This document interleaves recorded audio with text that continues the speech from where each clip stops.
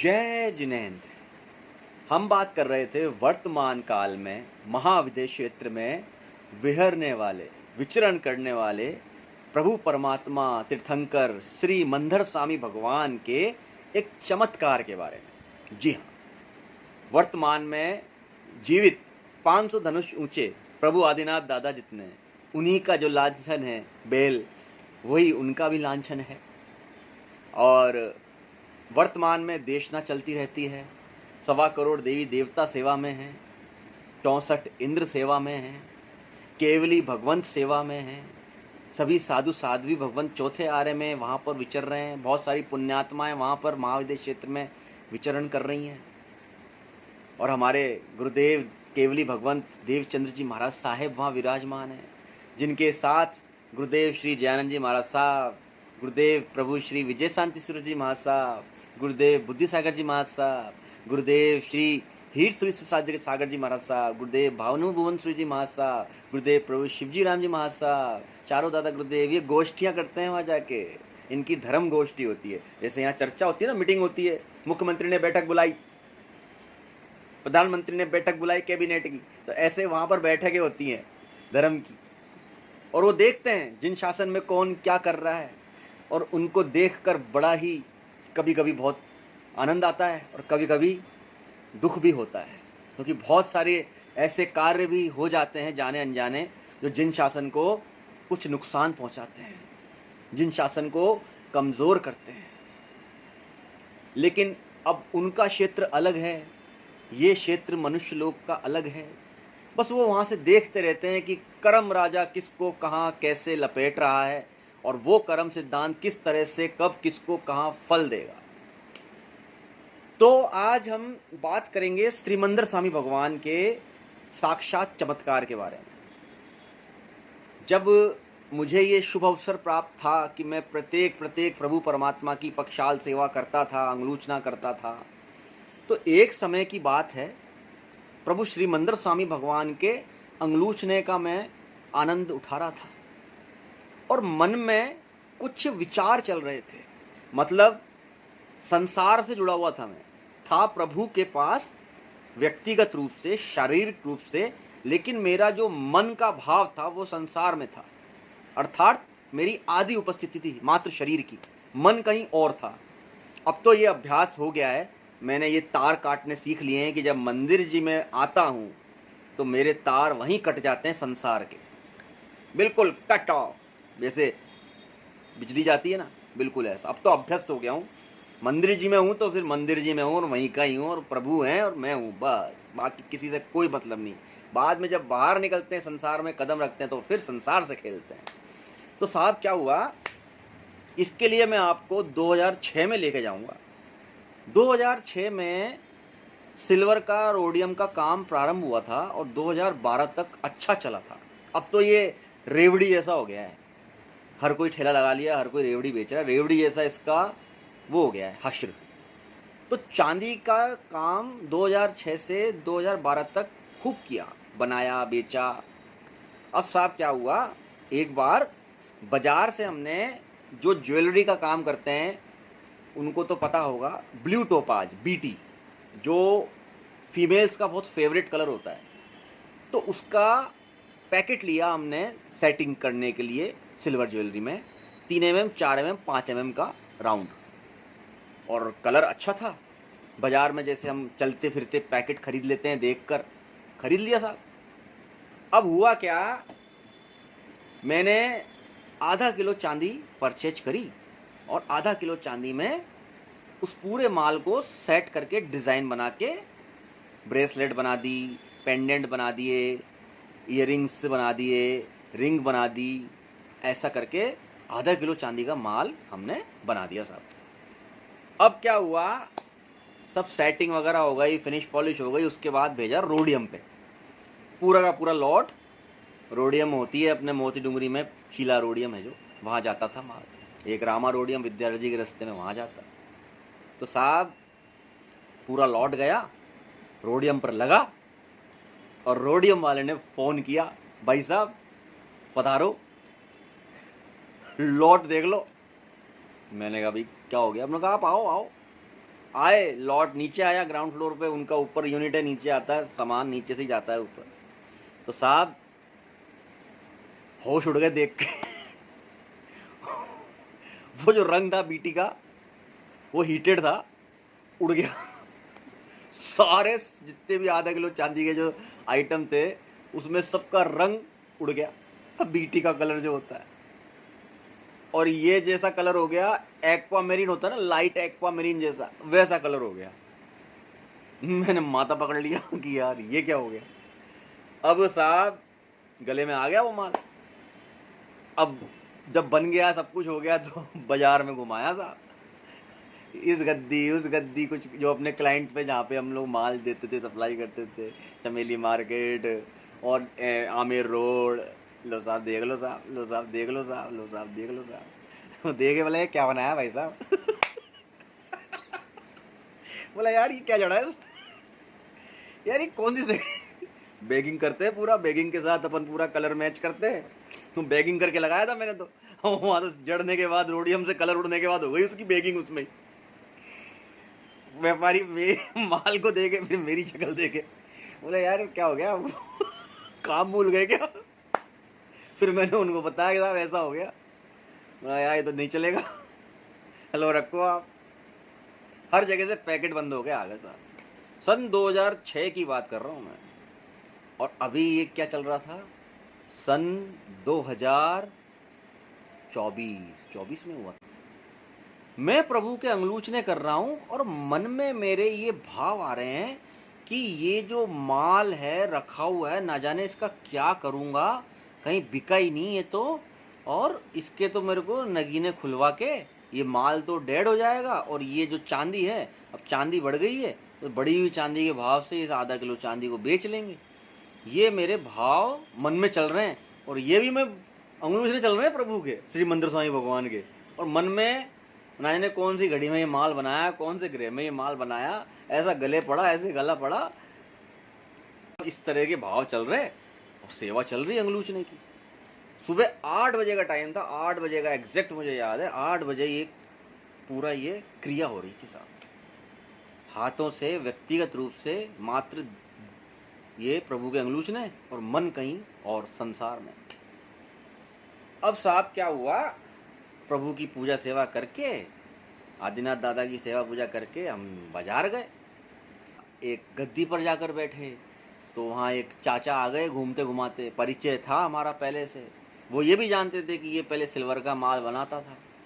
तो बोले यार सिल्वर के अंदर कोई एक्वामरीन का माल है क्या लगा हुआ, एक्वामरीन का लगा हुआ माल का कोई सिल्वर का आइटम है क्या। मैंने ये सुना, मैं चाचा की शक्ल देखूं, सोचूं।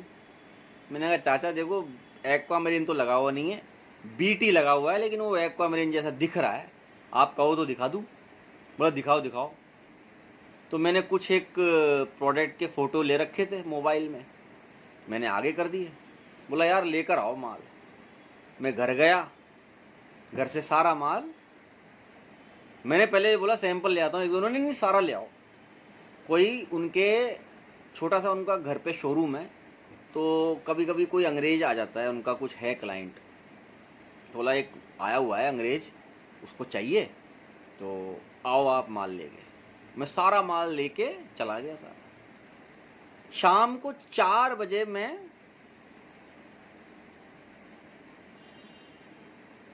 गिन रहा हूं, माल पूरा अंग्रेज ने पसंद कर लिया।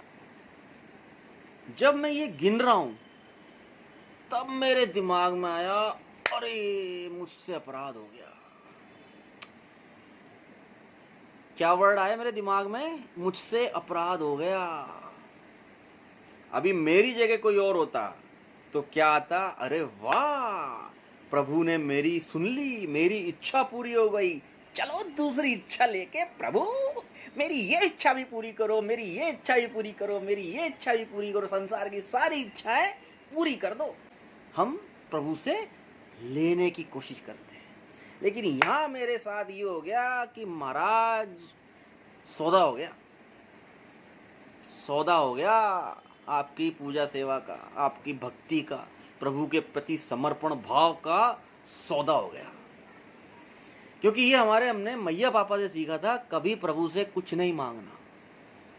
प्रभु की दर्शन भी करने जाते हैं ना, सिर्फ दर्शन का लाभ ही अगर जीवन में मिल रहा हो आपको, बाकी कुछ भी नहीं चल रहा हो, तो भी प्रभु से कभी कुछ ना मांगना। किससे मांग रहे हैं हम? जो 3 लोक के नाथ, 3 लोक को छोड़ दिया उन्होंने। सम्मस्रण में भी 6 उंगल ऊपर बैठते हैं, हवा में अधर, वर्षी दान देते हैं 1 साल तक 3-3 अरब रुपयों का। सब कुछ संसार की क्या क्या चीजें नहीं होती, चक्रवर्ती के बाप होते हैं, तो वो सब कुछ छोड़ के बैठे हैं, और अब उनसे कहते हैं लाओ देव, लाओ देव, लाओ देव, लाओ देव, देव देव देव देव देव। सिद्धशिला मांगी कभी? सिद्धशिला मांगते मांगने वाले जिनको पता है क्या मांगना चाहिए, सिद्धशिला मांगो। तो साहब क्या हुआ, मेरे दिमाग में ये ऐसा अपराध बोध बैठ गया, मैं वहां से सीधा आया, घर पर पैसे रखे, है वास्तव में वो लक्ष्मी माँ, उनका भी अपना एक स्थान है सम्मान का, माँ सरस्वती का, माँ लक्ष्मी का, हम सभी देवी देवताओं का। और सीधा मैं तो आया शाम को श्री मंदिर साईं भगवान के दरवाजे के बाहर, और लगाई मैंने तो दंडवत बैठक। प्रभु कान पकड़े, मैंने कहा प्रभु संसार की इच्छा कर डाली मैंने आपसे संसार की इच्छा कर डाली, मेरे से तो बहुत बड़ा अपराध हुआ प्रभु। मैंने ये प्रण लिया हुआ था, क्षत्रिय लोग जो वचन लेते हैं ना, प्रण लेते हैं। आजकल तो क्या है, कोई वैल्यू नहीं है किसी के जुबान की, जैनियों में भी क्या सब जगह, मैं तो बुरा लगे चाहे लगे, बोलते क्या है करते क्या है, लेकिन एक जुबान क्षत्रिय का वचन जान जाए पर वचन ना जाए। तो वो वचन मैंने तब से ही, पहले से हमारे यहाँ वचनों का बड़ा महत्व है, हमारे मैया पापा भी बहुत वचन देने वाले, उनसे ही मैंने ये सब सीखा। तो साहब मैंने कहा आपके आगे मैंने वचन लिया था कि मैं प्रभु से कभी कुछ मांगूंगा नहीं।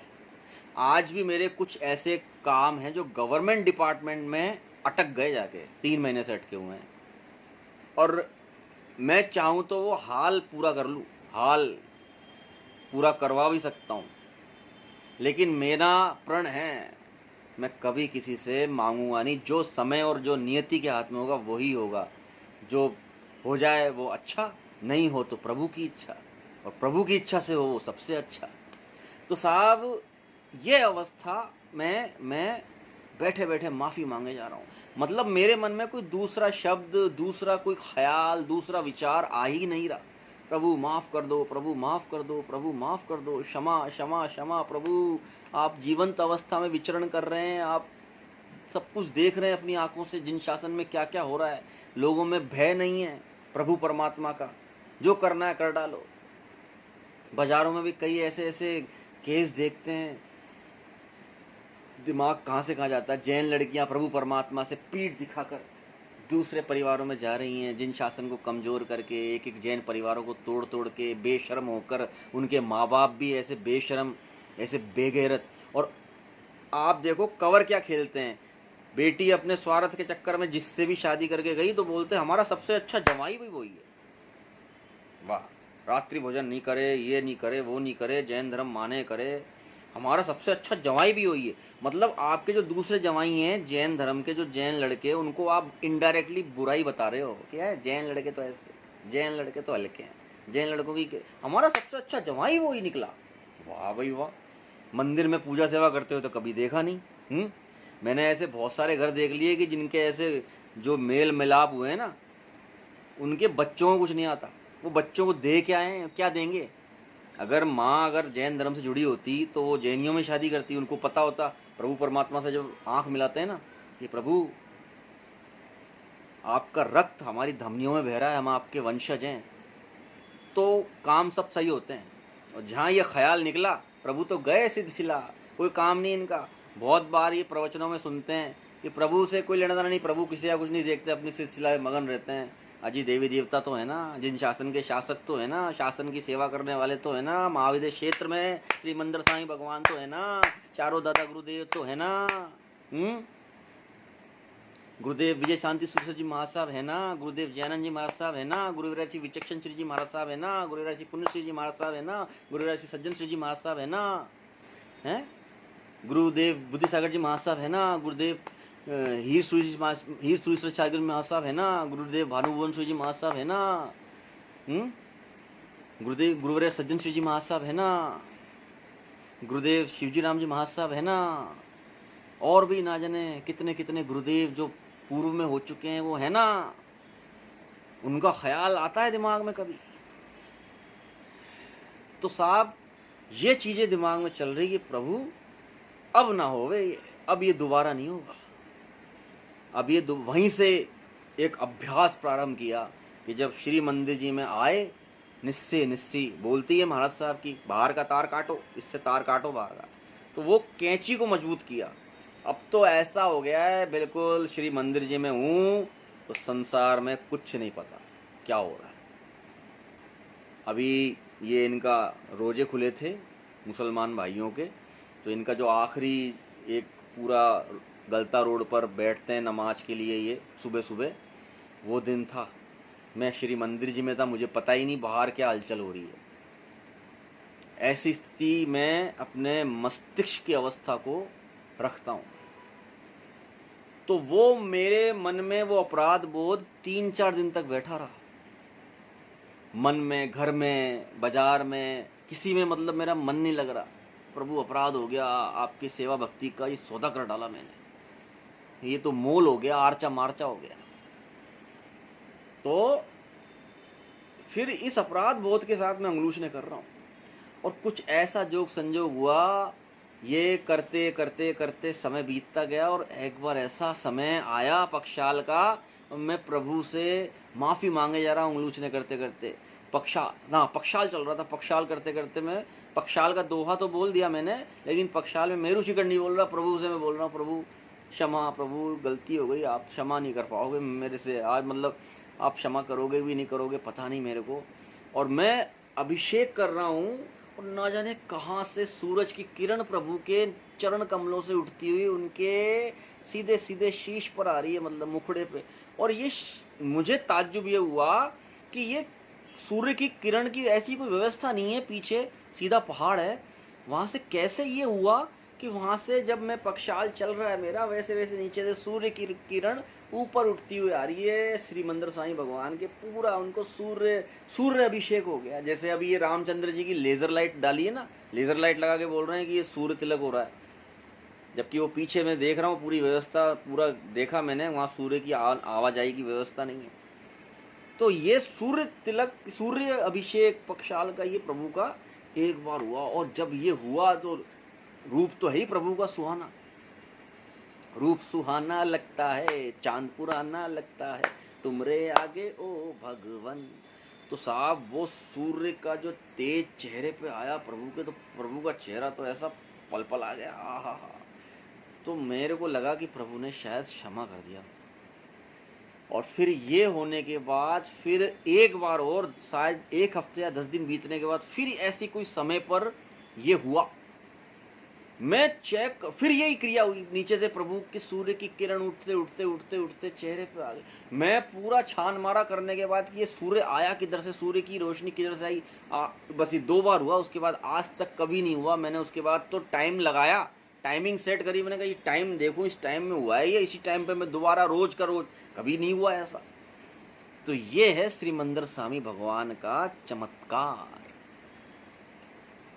अब मैं लेकर आऊंगा प्रभु श्री महावीर स्वामी भगवान जो अंदर विराजमान है नेमिनाथ दादा के बाजू में, उनका चमत्कार। उसके बाद फिर सीधे आदिनाथ दादा के चमत्कारों पर आएंगे। अभी शांतिनाथ भगवान और नेमिनाथ भगवान जो आमने सामने, उनके चमत्कार और ये अभी नहीं हुए हैं। भविष्य में जब भी कभी इन्होंने चमत्कार दिखाया तो पर्चा हाजिर हो जाएगा इस वीडियो के माध्यम से। जय जिनेन्द्र।